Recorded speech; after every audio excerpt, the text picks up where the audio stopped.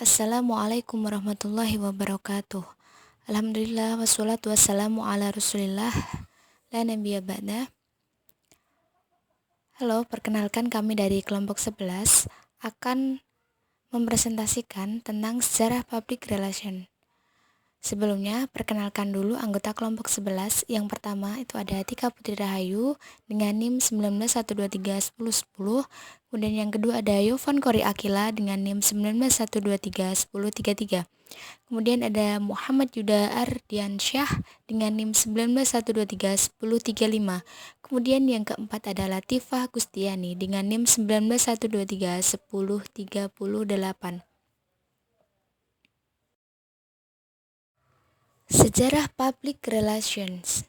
Jika public relations secara substansif dimaknai sebagai sebuah aktivitas yang bertujuan untuk membangun dan memelihara hubungan baik antara sesama manusia, maka bisa dikatakan bahwa public relation sesungguhnya merupakan fitrah setiap manusia sebagai makhluk sosial. Public relation telah eksis dalam bentuknya yang paling tradisional sejak pertama kali muncul peradaban manusia. Munculnya organisasi di mana sekumpulan manusia berhimpun untuk sebuah tujuan bersama. Public relation harus dimaknai dalam perspektif organisasi, bukan individual. Public relation yang diterjemahkan menjadi hubungan masyarakat atau humas mempunyai dua pengertian. Pengertian yang pertama, humas dalam artian sebagai teknik komunikasi atau technique of communication, dan yang kedua, humas sebagai metode komunikasi atau method of communication.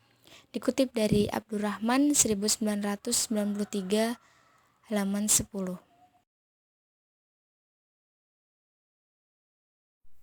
Public relation memiliki sejarah yang cukup panjang, yaitu era tradisional, era modern, dan era digital. Dalam era tradisional, sejarah public relation dapat ditelusuri sejak zaman penemuan arkeologis berupa tablet tanah liat di Irak yang berangkat tahun 1800 sebelum Masehi, di mana tablet tersebut menjelaskan teknik pertanian yang membantu petani memaksimalkan hasil panen mereka. Penemuan ini menyebutkan bahwa tablet tersebut teknik awal dalam melakukan komunikasi persuasif yang didesain untuk meraih tujuan, yakni produktivitas nasional dan kesejahteraan hidup masyarakat. Yang kedua ada era modern. Di zaman modern, literatur public relation banyak diproduksi oleh orang-orang Amerika. Literatur tersebut berangkat dari taktik public relation yang dipakai selama kolonialisme dan revolusi Amerika pada abad ke-18 yang kemudian memunculkan banyak tokoh terkemuka dalam perkembangan praktik modern dari public relation. Misalnya Amos Gendal, Livy Lee, Edward Bernays, Doris Fleischmann, Arthur Peck, dan lain-lain. Untuk era digital, melihat fenomena yang terjadi pada saat ini, komunikasi dalam dunia public relation tidak dapat dipisahkan dengan media digital. Media baru yakni digital menawarkan peran dan fungsi baru dalam dunia kehumasan. Di samping itu juga seorang PR dituntut untuk mempunyai kemampuan dan pemahaman yang mumpuni dalam literasi digital media. Digital PR atau yang dikenal juga dengan cyber public relation merupakan sebuah metode kerja PR digital di mana praktisi PR melaksanakan kegiatan kehumasannya dengan menggunakan fasilitas jaringan internet. Munculnya digital public relation menciptakan bentuk komunikasi baru bagi seluruh publiknya, baik internal maupun eksternal. Kreativitas dan pemahaman praktisi PR dalam pemanfaatan digitalisasi ini tentunya akan membawa keuntungan bagi perusahaan. Sejak dimulainya abad 21, literatur public relation sudah mengalami banyak perubahan. Hal ini karena aktivitas kehumasan sudah banyak dilakukan dengan bantuan media digital, terutama media sosial. Menurut Amy Reich, setidaknya ada 4 fungsi media sosial dalam public relation, yakni sebagai berikut. 1. Untuk memelihara identitas organisasi atau maintenance of organizational identity. 2. Peluang untuk membangun relasi dengan masyarakat luas atau opportunity to build relationship with public. Yang ketiga, untuk mengontrol manajemen isu atau ability to control issue management. Yang keempat, ada peluang untuk mempromosikan tanggung jawab sosial perusahaan atau the chance to promote social corporate responsibility.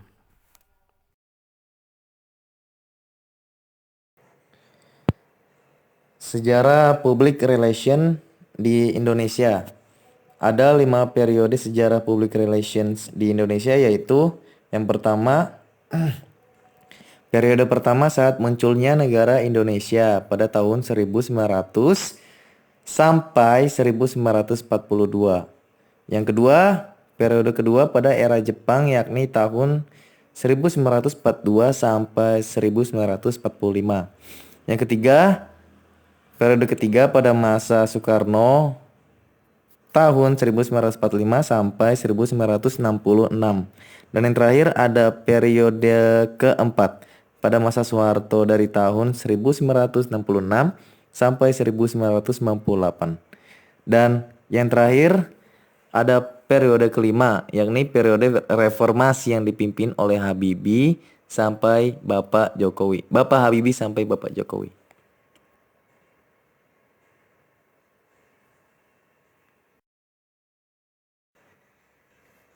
Selanjutnya ada 4 model public relation.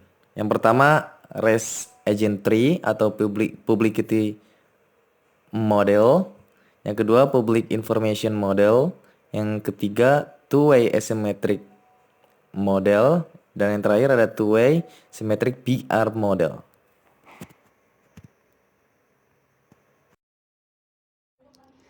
Yang berikutnya ada studi kasus, yaitu pada Hotel Alexis. Hotel Alexis di Jakarta diduga menjalankan praktik prostitusi terselubung karena mengundang protes banyak kalangan masyarakat sehingga hotel tersebut ditutup oleh pemerintah DKI Jakarta. Untuk merespon tindakan penutup tersebut, kemudian pihak hotel membuat press release berisi beberapa poin sebagai berikut. Yang pertama ada, kami mencoba memahami kebijakan. Berikutnya yang kedua, hotel maupun geria pijat Alexis adalah sebuah usaha yang bergerak di bidang pariwisata di mana segala sesuatu terkait perizinan maupun operasional telah kami laksanakan sesuai dengan ketentuan peraturan yang berlaku. Yang ketiga, perlu diketahui bahwasannya sampai dengan saat ini di hotel dan geria pijat kami tidak pernah ditemukan pelanggaran, baik berupa peredaran narkoba maupun kasus asusila. Yang keempat, kami menyadari bahwa semua tempat usaha memiliki kelebihan maupun kekurangan, di mana saat ini stigma yang berbentuk terkait nama Alexis diidentikan dengan tempat yang kurang baik. Oleh karena itu, kami akan berbenah dan melakukan penataan manajemen agar dapat keluar dari stigma tersebut. Apabila ada kekurangan yang harus kami perhatikan, maka kami terbuka menerima saran dan kritik untuk bisa menjadi lebih baik lagi. Yang kelima, kami menghargai surat yang telah dikeluarkan oleh Dinas BTSP. Atas dasar hal tersebut, kami melakukan penghentian operasional hotel dan geria pijat Alexis dikarenakan belum dapat diprosesnya perpanjangan izin tanda daftar usaha pariwisata kami. Langkah tersebut kami ambil untuk Kemudian yang ketujuh, kami meminta masyarakat maupun media berhenti menghakimi pihak kami sebagai sepihak. Mohon juga dilihat bahwa selama ini pihak kami merupakan salah satu pelaku usaha di Kota Jakarta yang tidak pernah melakukan pelanggaran ataupun menerima sanksi terkait pelanggaran dalam bentuk apapun dari dinas terkait yang merupakan cerminan bahwa kami pelaku usaha yang taat hukum dan turut berkontribusi nyata terhadap pembangunan Kota Jakarta lewat pajak daerah maupun pembukaan lapangan kerja melalui sektor pariwisata. Yang kedelapan, bersama ini kami mohon kepada pihak Pemda DKI Jakarta dalam hal ini Dinas Perizinan untuk dapat memberikan solusi dan jalan keluar terbaik maupun arahan dan bimbingannya agar usaha kami di sektor pariwisata dapat terus berjalan. Pastinya kami siap untuk melakukan pembenahan manajemen. Dapat disimpulkan bahwa public relation memiliki sejarah yang cukup panjang, yaitu dibagi menjadi 3 era. Yang pertama ada era tradisional, kemudian yang kedua ada era modern, dan yang ketiga ada era digital. Namun, sejarah public relation di Indonesia sendiri itu dibagi menjadi 5 periode. Yang pertama itu saat munculnya negara Indonesia pada tahun 1900-an sampai 1942. Kemudian di periode kedua itu pada era Jepang, yakni pada tahun 1942 sampai 1945. Kemudian di era yang ketiga itu pada masa Soekarno pada tahun 1945 sampai 1966. Kemudian periode yang keempat itu pada masa Soeharto dari tahun 1966 sampai 1998, dan periode yang kelima yakni pada periode reformasi yang dipimpin oleh Bapak Habibie sampai dengan Bapak Joko Widodo. Nah, itu tadi sedikit presentasi yang dapat kami sampaikan. Besar harapan kami semoga bisa bermanfaat bagi kita semua dan bagi siapapun yang mendengarnya. Kurang lebihnya kelompok 11 mengucapkan mohon maaf yang sebesar-besarnya. Sekali lagi kami ucapkan terima kasih. Wassalamualaikum warahmatullahi wabarakatuh.